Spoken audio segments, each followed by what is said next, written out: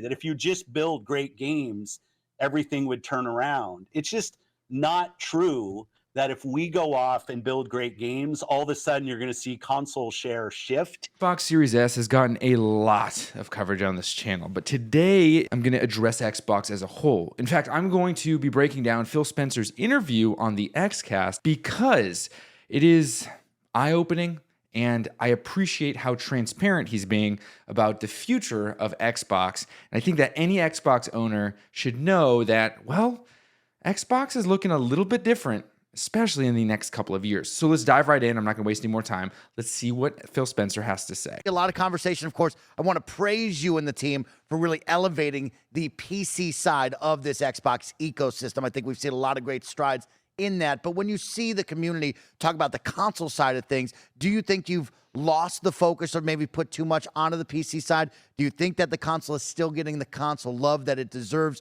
whether it be the homepage update, achievements, of course, looking forward and using the power of this next gen? I think it's important to note here that Xbox has always been this gaming system that has been leaning on the PC side. Well, by always, I mean more recently. You see the Xbox app on Windows and Game Pass Ultimate incorporating PC Game Pass as a part of the gaming system. You can play a lot of Xbox games on your PC. So I don't think that there's a problem here, but I think that's really interesting to understand and interesting to note, rather, that Xbox as a whole can be experienced on PC, which makes the Xbox a little bit more versatile when it comes to how you can play the games. I'm not mad at that, but also that could mean that Xbox, well, the gaming experience on a console is just going to eventually change. And I'm going to let Phil Spencer speak for himself, though. Do you think you guys have lost that focus, or is it still there? And can we see more love on that side? Well, we'll definitely continue to focus on making our console experience as great as it can be. I like the homepage refresh and some stuff. I will say, this might be disruptive as well. We have a different vision. You know, Paris talked about this. It's play the games you want with the people you want, anywhere you want. We want Xbox to be something that people who buy our console can feel like they're a member of. Obviously, who are playing on PC, who are playing on cloud, that they feel like they're full members of our ecosystem. I think that this is really what we've been seeing a lot of focus on anyway, the xCloud and Game Pass situation. And they've been pushing this xCloud idea. And again, it's an interesting concept. I think that we are a little bit early, especially with internet access and the cloud gaming situation not being perfect. I mean, Sony's trying to do it. It's not good. Nintendo does it. It's not the best. And, well, being able to do it on Xbox is pretty much similar. Now, I do think that playing games anywhere is a really, really cool option. I just want there to be games to play, but that's a different conversation for a different time. Game Pass players can play on many different devices, and we remain fully committed to that. We're not in the business of out-consoling Sony. I think it's very, very important to understand that this kind of vernacular, this kind of discussion that is existing can be one of two things. One, being self-aware that Xbox as a whole is a part of a conversation and they're not necessarily going to be the leading force. I mean, they've really been taking a back seat this console generation as of late. In the beginning, they really were hitting hard with Game Pass, but as of now, it's changed. The other thing that I think is very interesting is that this public-facing conversation could help change the perception of Xbox and Microsoft and potentially, now I don't know if this is really what's being played here, but potentially create some sort of sympathetic response from the people in charge of this Activision Blizzard deal. Now that's hyper-conspiracyist, but and that's not even a word, but that's potentially what's happening. I'm not willing to go down that road, but I'm also not so naive that I'm going to ignore that could maybe be what's happening here. Or out-consoling Nintendo.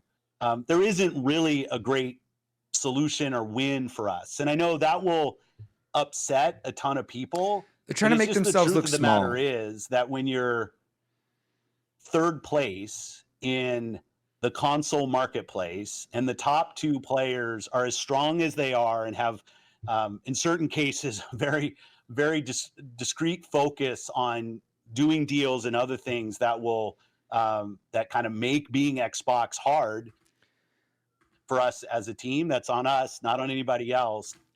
I don't love that comment. The reason why I don't love that comment is, again, people are like, shots fired. Sitting there and being like, Nintendo and PlayStation are making things tough for us. That's not their fault. That's our fault. We should be better. It's just a little bit, it's a little weak, right? It just to sit there and be like, oh, we're not the best because of PlayStation and Nintendo. That's not, it's just not a good look. And I don't like that. I don't like that at all, actually. I don't, but who am I? I'm just some silly dude on the internet. Our vision is that everybody who's on console has to feel like they have a great experience and they're a first-class citizen. They've invested a ton in our platform. We don't feel that way. But we are not in a position, and I see it out there. I see commentary that if you just build great games, everything would turn around. It's just not true that if we go off and build great games, all of a sudden you're going to see console share shift. This is where, I've watched this before. This is where everything falls apart. That's not true. That's not true. Good games sell consoles. That's always been the case. I mean, go back to when Reggie took over Nintendo. The focus was the games. Look at PlayStation right now. I know people who are selling their Xboxes to buy PlayStations. In fact, I know someone who just sold their Xbox Series X to buy a second one so that their family could play at the same time as them the same games that they are playing. It is absurd that the head of Xbox, or the face, is saying that there's no game we can make that will bring people to our consoles. So we're changing the way we're doing things, or we're going to focus in a different area. It just feels like they're giving up.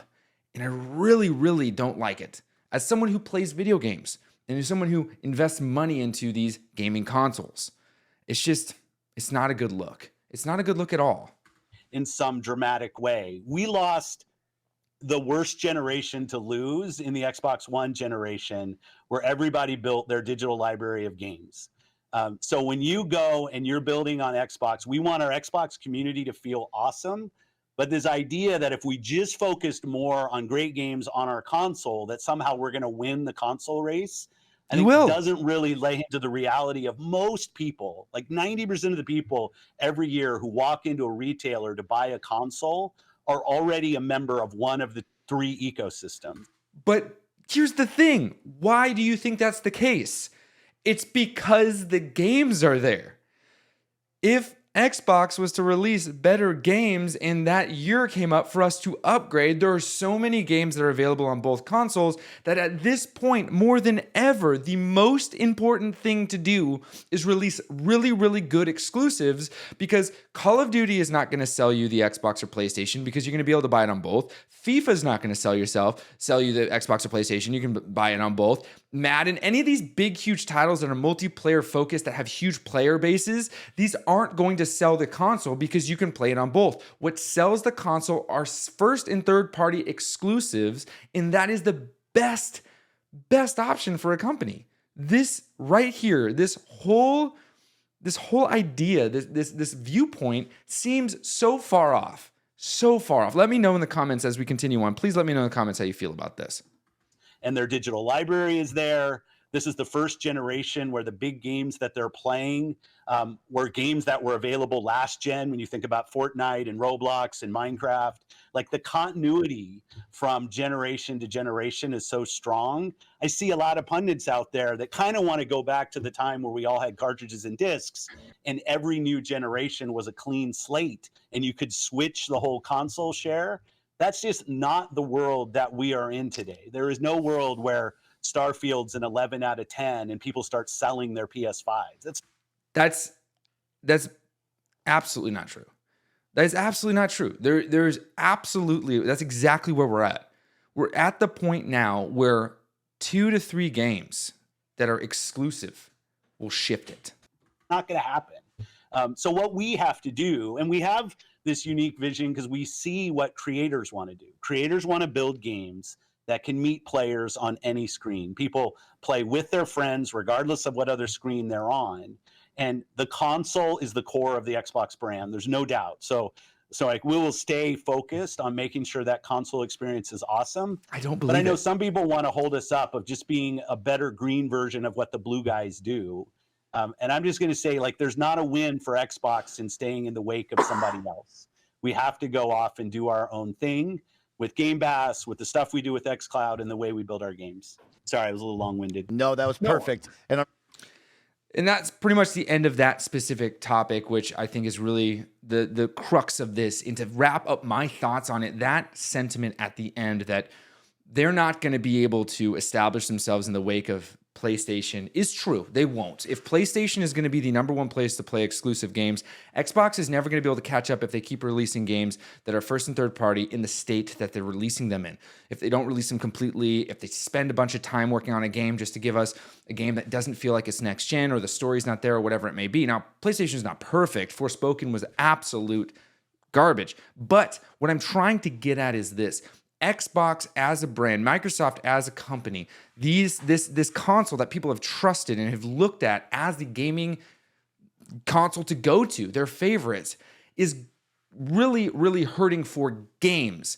And right now, more than ever, good games will sell consoles because of how many games are crossed over. He hit the nail on the head. You can play Fortnite from last year to this year. Games are being transferred from last gen to current gen. That's true. So now more than ever is the time to invest on first and third party exclusives for next gen consoles specifically, and not relying on a new service that potentially could hit, because we're still waiting for xCloud to be fully adopted and also capable of doing what it's promising. And Game Pass was good when it first launched because none of us had money to buy games. But now that we have money to buy games, there's no games to buy. This is an interesting topic. I want to know your thoughts in the comments below. Am I way off base here? Am I losing it over nothing? Am I being too dramatic? I want to know. I'm trying not to be reactionary. I'm trying to be as realistic as possible. So let me know in the comments below. But most of all, happy gaming.